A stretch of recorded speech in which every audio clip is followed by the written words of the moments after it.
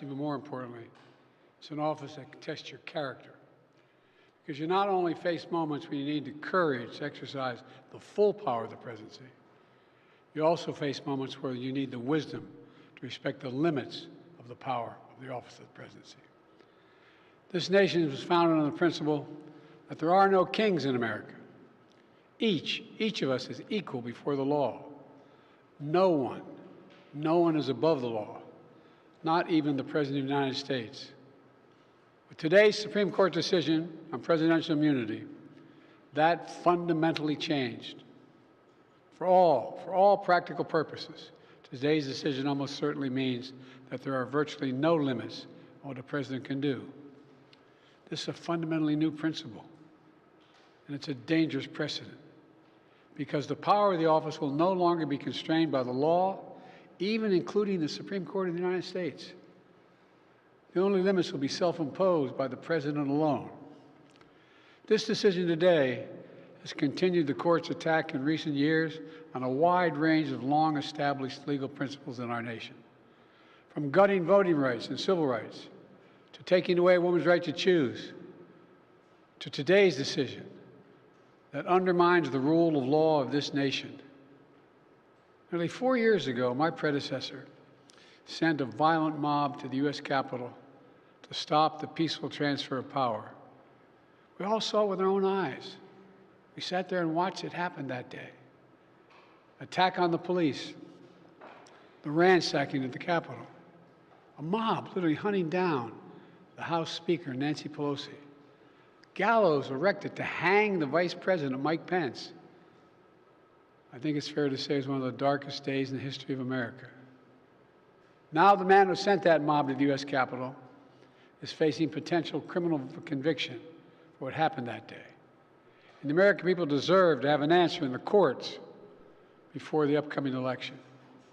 The public has a right to know the answer about what happened on January 6th before they are asked to vote again this year. Now, because of today's decision, that is highly, highly unlikely.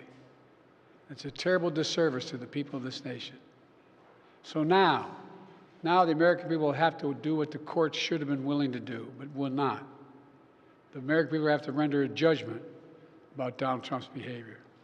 The American people must decide whether Donald Trump's assault on our democracy on January 6th makes him unfit for public office in the highest office in the land. The American people must decide if Trump's embrace of violence to preserve his power is acceptable. Perhaps most importantly, the American people must decide if they want to entrust the President once again, the presidency, to Donald Trump, now knowing he'll be even more emboldened to do whatever he pleases whenever he wants to do it.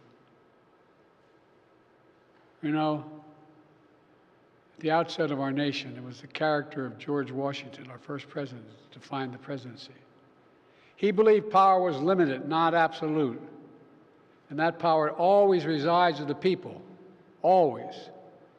Now, over 200 years later, with today's Supreme Court decision, once again, it will depend on the character of the men and women who hold that presidency that are going to define the limits of the power of the presidency, because the law will no longer do it. I know I will respect the limits of the presidential powers I have for 3.5 years, but any president, including Donald Trump, will now be free to ignore the law. I concur with Justice Sotomayor's dissent today. Here's what she said. She said, in every use of official power, the president is now a king above the law. With fear for our democracy, I dissent. End of quote. So should the American people dissent. I dissent. May God bless you all, and may God help preserve our democracy. Thank you. And may God protect our troops.